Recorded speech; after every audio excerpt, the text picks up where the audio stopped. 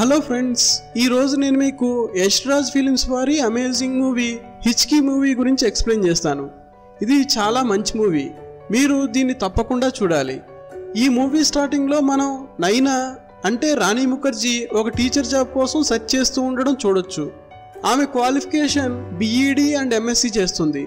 ఇవి రెండు నైనాని టీచింగ్ కోసం ఒక పర్ఫెక్ట్ క్యాండిడేట్గా మారుస్తాయి. కానీ ఈమె లైఫ్లో ఆమెకున్న అతిపెద్ద లోపం ఏమిటంటే ఈమెకు టోరెట్ సిండ్రోమ్ ఉండడం. ఇందులో మధ్య మధ్యలో ఈమెకు సౌండ్తో పాటు ఈ విధంగా వెక్కిళ్ళు వస్తూ ఉంటాయి. ఈమె వాటిని కావాలనుకున్నప్పటికీ ఆపలేదు. అందువల్ల ఆమెకు గత 5 సంవత్సరాల నుండి టీచర్ జాబ్ దొరకడం లేదు. అయినా కూడా నైనా ఎప్పుడూ ఆ జాబ్ కోసం ట్రై చేస్తూ ఉంటుంది. ఇంట్లో నైనా తన మదర్ మరియు బ్రదర్తో పాటు ఉంటుంది.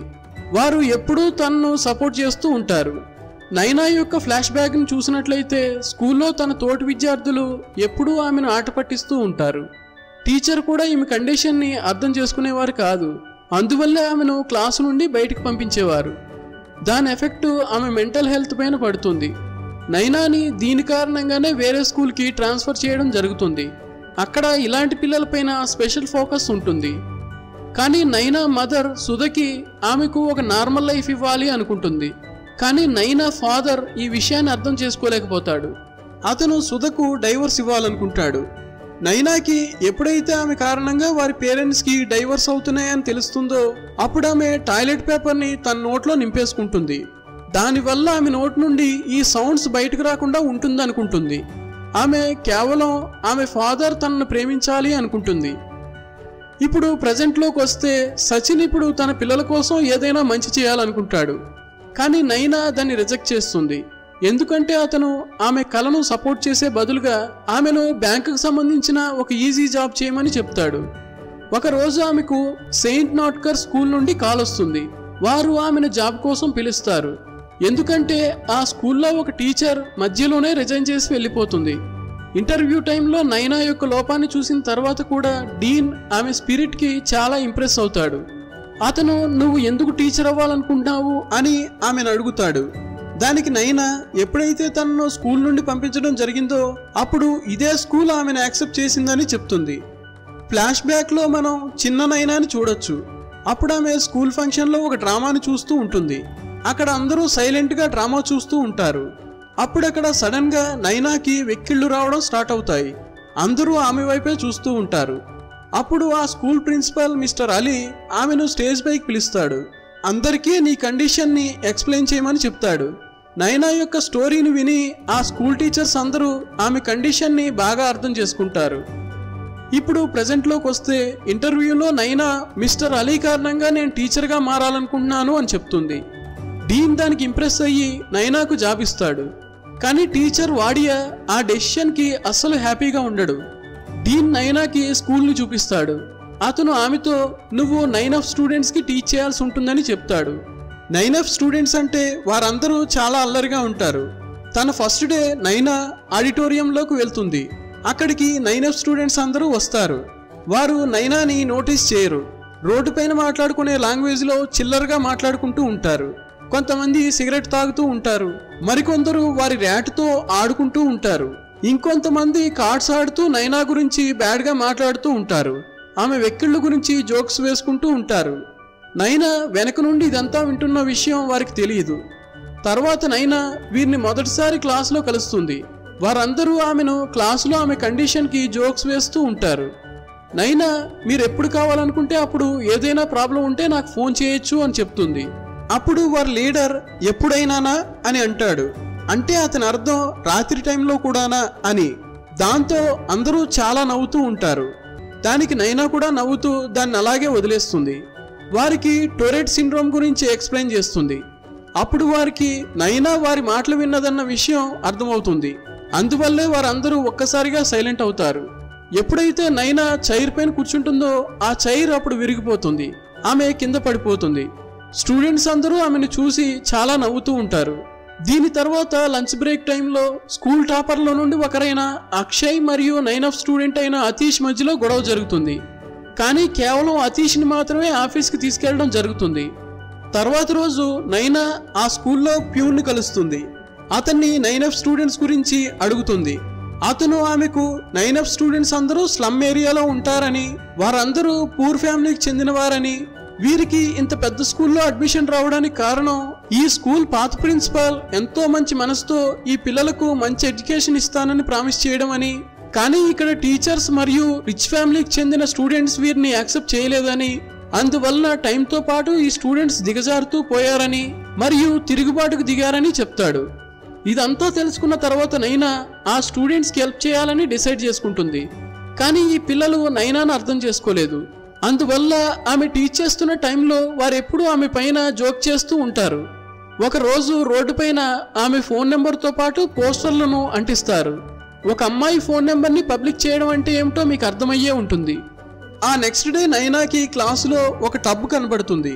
ఎప్పుడైతే ఆమె దానికి దగ్గరగా వెళ్తుందో అప్పుడు అందులో బ్లాస్ట్ జరుగుతుంది. దీని తర్వాత ఇదంతా చేసినందుకు ఆ స్టూడెంట్స్ని డీన్ స్కూల్ నుండి సస్పెండ్ చేయాలనుకుంటాడు. కానీ నైనా వారి బాధ్యతను తను తీసుకుంటుంది. ఆమె డీన్తో మరో ఛాన్స్ ఇవ్వమని అడుగుతుంది. అతను వీరికి ఎటువంటి ఫ్యూచర్ లేదని అంటాడు. దానికి నైనా వీరు ఫైనల్ రిజల్ట్లో మంచి స్కోర్ చేయకపోతే మీరు వీరిని స్కూల్ నుండి సస్పెండ్ చేయమని చెప్తుంది. డీన్ దానికి ఒప్పుకొని నైనాకి 4 నెలల టైం ఇస్తాడు.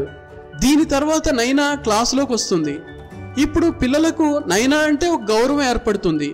ఎందుకంటే ఇప్పటి వరకు ఏ టీచర్ కూడా వీరికి ఇంతగా రెస్పెక్ట్ ఇవ్వలేదు. నెక్స్ట్ డే నుండి ఆ స్టూడెంట్స్ అందరూ నైనా యొక్క మాటలపైన ఫోకస్ చేస్తూ ఉంటారు. నైనా టీచింగ్లో డిఫరెంట్ టెక్నిక్స్ని యూజ్ చేస్తూ పిల్లలందరూ ఇష్టంగా స్టడీలో ఫోకస్ చేసే విధంగా చేస్తూ ఉంటుంది. వారిని ఓపెన్ ప్లేస్లో టీచ్ చేయడం కోసం తీసుకెళ్తుంది. వారికి పారాబోలాని ఎక్స్ప్లెయిన్ చేయడం కోసం బాయిల్డ్ ఎగ్ని ఎగరేసి చూపిస్తుంది. కానీ టీచర్ వాడియాకి ఆమె టీచింగ్ టెక్నిక్ అస్సలు నచ్చదు. అతనికి నైనా ఇందులో ఫెయిల్ అవుతుందనే కాన్ఫిడెన్స్ ఉంటుంది. ఎందుకంటే అతనికి 9F స్టూడెంట్స్ గురించి బాగా తెలుసు. ఒక క్లాస్ తర్వాత స్టూడెంట్స్ అందరూ వారిని ఎప్పుడూ కూడా స్కూల్ యొక్క ప్రిఫెక్ట్ టీంలో చేర్చలేదని చెప్తారు. నైనా ఈ విషయం గురించి డీన్తో మాట్లాడుతుంది. దానికి డీన్ దీనికోసం స్టూడెంట్స్ 90% కంటే ఎక్కువ స్కోర్ తెచ్చుకోవాల్సి ఉంటుందని చెప్తాడు. దానికి వాడియా నవ్వుతూ 9F స్టూడెంట్స్ ఎప్పుడూ కూడా 90% తెచ్చుకోలేరు అని అంటాడు. నైనా దాన్ని ఒక ఛాలెంజ్గా తీసుకుంటుంది. నెక్స్ట్ వీక్ స్కూల్లో పేరెంట్ టీచర్ మీటింగ్ జరుగుతుంది. టీచర్స్ అందరూ పేరెంట్స్తో మాట్లాడడంలో బిజీగా ఉంటారు. కానీ నైనా క్లాస్లోకి ఏ పేరెంట్ కూడా రారు. ఎందుకంటే 9F స్టూడెంట్స్ యొక్క పేరెంట్స్ ఈ టైంలో వారి చిన్న చిన్న అవసరాల కోసం ఫైట్ చేస్తూ ఉంటారు. తర్వాత నైనానే పిల్లల యొక్క ఇళ్లకు వెళ్తుంది. అక్కడ వారికి ఉన్నటువంటి ప్రాబ్లమ్స్ని చూసిన తర్వాత నైనాకి ఇలాంటి సిచ్యుయేషన్లో పిల్లలు ఎంత కష్టంగా స్టడీ పైన ఫోకస్ చేయగలుగుతారు అనే విషయాన్ని అర్థం చేసుకుంటుంది. కేవలం నీళ్ల కోసమే వీరి పేరెంట్స్ అందరూ గంటల తరబడి లైన్లో నిలబడాల్సి వస్తుంది. వీరు ఎంత తక్కువ సంపాదిస్తారు అంటే చాలా కష్టంగా వారి రోజులు గడుస్తూ ఉంటాయి. వారందరూ చాలా పేదవారు. నెక్స్ట్ క్లాస్లో నైనా 9F స్టూడెంట్స్తో ఏ విషయాల వల్ల మీకు అన్నిటికంటే ఎక్కువ భయం కలుగుతుందో వాటిని ఒక పేపర్ పైన రాసి దాన్ని పేపర్ ఫ్లైట్గా తయారు చేసి గాల్లో ఎగరేయమని చెప్తుంది. దానివల్ల స్టూడెంట్స్ అందరూ చాలా రిలాక్స్డ్గా ఫీల్ అవుతారు.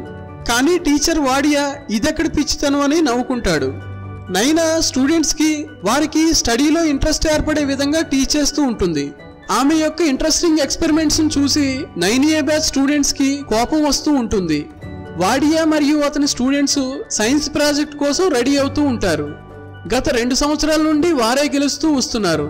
వారికి ఈ సంవత్సరం కూడా వారే గెలుస్తామనే కాన్ఫిడెన్స్ ఉంటుంది. ఒకరోజు 9A టాపర్ నతాషా అతీష్కి వారి సైన్స్ ప్రాజెక్ట్ని చూపించడం కోసం పిలుస్తుంది. ఇప్పుడు 9F స్టూడెంట్స్ కూడా స్టడీలో ఇంప్రూవ్ అయ్యారు. వారు ఈ ప్రాజెక్టులో కొన్ని చేంజెస్ చేస్తే అప్పుడు ఇంకా బాగుంటుందని చెప్తారు. అప్పుడే అక్కడికి టీచర్ వాడియా వస్తాడు. అతను అతీష్ని అవమానపరుస్తూ మాట్లాడతాడు. తర్వాత ఈ కోపాన్ని అతీష్ అక్షయ్ పైన చూపిస్తాడు. నైనా మధ్యలోకి వెళ్ళి వారిద్దరిని ఆపుతుంది. అతీష్ అతన్ని సర్కస్లోని యానిమల్ అని అంటాడు. దానికి నైనా అతని పైన చేతులు లేపుతుంది. నెక్స్ట్ డే అక్షయ్ తన సైన్స్ ప్రాజెక్ట్ను చూపిస్తూ ఉంటాడు. కానీ అప్పుడు అందులో ఎక్స్ప్లోజన్ జరుగుతుంది. దానికి వాడియా అందరికీ క్షమాపణ చెప్తాడు. అతను పర్సనల్గా వచ్చి చెక్ చేసిన తర్వాత వాడియాకి అక్కడ ఒక గమ్ బాటిల్ దొరుకుతుంది. అది అంతకుముందు అతీష్ దగ్గర ఉంటుంది. అంటే ఇదంతా అతీషే చేశాడని వాడియాకి అర్థమవుతుంది. ఎప్పుడైతే వాడియా అతీష్ని పిలవడం కోసం వస్తాడో అప్పుడు అతనితో పాటు క్లాస్ మొత్తం నిలబడిపోతుంది. ఎందుకంటే మేమంతా అతీష్కి ఇందులో హెల్ప్ చేశామని వారు సపోర్ట్ చేస్తారు. దాంతో డీన్ క్లాస్ మొత్తాన్ని సస్పెండ్ చేయాలనుకుంటాడు. కానీ నైనా ప్లీజ్ వీరిని ఎగ్జామ్స్ రాయనివ్వండి, ఇది వీరి ఫ్యూచర్కి సంబంధించింది అని అంటుంది. దానికి డీన్ ఒప్పుకుంటాడు. కానీ 9F స్టూడెంట్స్ అందరూ ఎగ్జామ్స్ వరకు స్కూల్ నుండి సస్పెండ్ చేయబడతారు అని చెప్తాడు. నైనా యొక్క కాన్ఫిడెన్స్ని బ్రేక్ చేసినందుకు వేరే స్టూడెంట్స్ అందరూ అతీష్ని కోపగించుకుంటారు. నైట్ టైంలో ఆ స్టూడెంట్స్ అందరూ ఒకవేళ మనం స్కూల్కి వెళ్ళకపోతే ఏమిటి, ఎగ్జామ్స్ కోసం చాలా బాగా కష్టపడదామని అనుకుని స్టూడెంట్స్ అందరూ నైనా దగ్గరికి వెళ్ళి సారీ చెప్తారు. ఇదంతా చూస్తున్నటువంటి నైనా ఫాదర్ చాలా సంతోషపడతాడు. స్టూడెంట్స్ ఎగ్జామ్స్ వరకు స్కూల్కి వెళ్ళలేరు కాబట్టి నైనా వారిని ఇంటికి పిలిపించి లెసన్స్ చెప్తూ ఉంటుంది. ఎగ్జామ్కి ముందు స్కూల్ ప్యూను ఎగ్జామ్స్ క్వశ్చన్ పేపర్స్ని లీక్ చేసి అతీష్కి ఇస్తాడు. ఆ పేపర్స్ని తీసుకొని అతీష్ తన ఫ్రెండ్కి చూపిస్తాడు. అప్పుడు వారందరూ మేము నైనా టీచర్ని మోసం చేయము, ఆమె నమ్మకాన్ని పోగొట్టుకోము అని అంటారు. ఎగ్జామ్స్ స్టార్ట్ అవుతాయి. అతీష్కి ప్యూన్ ఇచ్చిన క్వశ్చన్ పేపర్ ఎగ్జామ్లో వచ్చిన క్వశ్చన్ పేపర్ ఒకటి కాదు అని తెలుసుకుంటాడు. ఎగ్జామ్స్ అన్నీ కంప్లీట్ అవుతాయి. ఇప్పుడు రిజల్ట్ టైం వస్తుంది.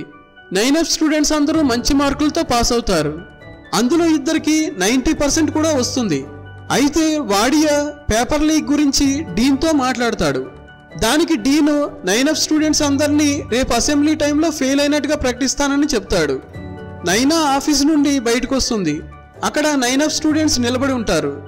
వారు నైనాతో మేడం క్వశ్చన్ పేపర్ లీక్ అయింది నిజమే, కానీ మేము చీటింగ్ చేయలేదు అని చెప్తారు. దానికి నైనా ఆ విషయం నాకు తెలుసు అని వారిని ఓదారుస్తుంది. మరోవైపు అక్షయ్ వాడియాతో నేనే క్వశ్చన్ పేపర్స్ని ప్యూన్తో పంపించానని చెప్తాడు. వాడియా అతనికి సపోర్ట్ చేస్తాడని అక్షయ్ అనుకుంటాడు. నెక్స్ట్ డే అసెంబ్లీ స్టార్ట్ అవుతుంది. అందులో టీచర్ వాడియా మాట్లాడుతూ నేనే ఆ క్వశ్చన్ పేపర్ని ప్యూన్ ద్వారా అతీష్కి పంపించానని చెప్తాడు. నైనా ఏ విధంగా అయితే 9F స్టూడెంట్స్ని కాపాడిందో అదే విధంగా వాడియా 9A స్టూడెంట్స్ని కాపాడాడు. తర్వాత 9F స్టూడెంట్స్ అందరినీ స్టేజ్ పైకి పిలిచి వారిని అప్రిషియేట్ చేయడం జరుగుతుంది.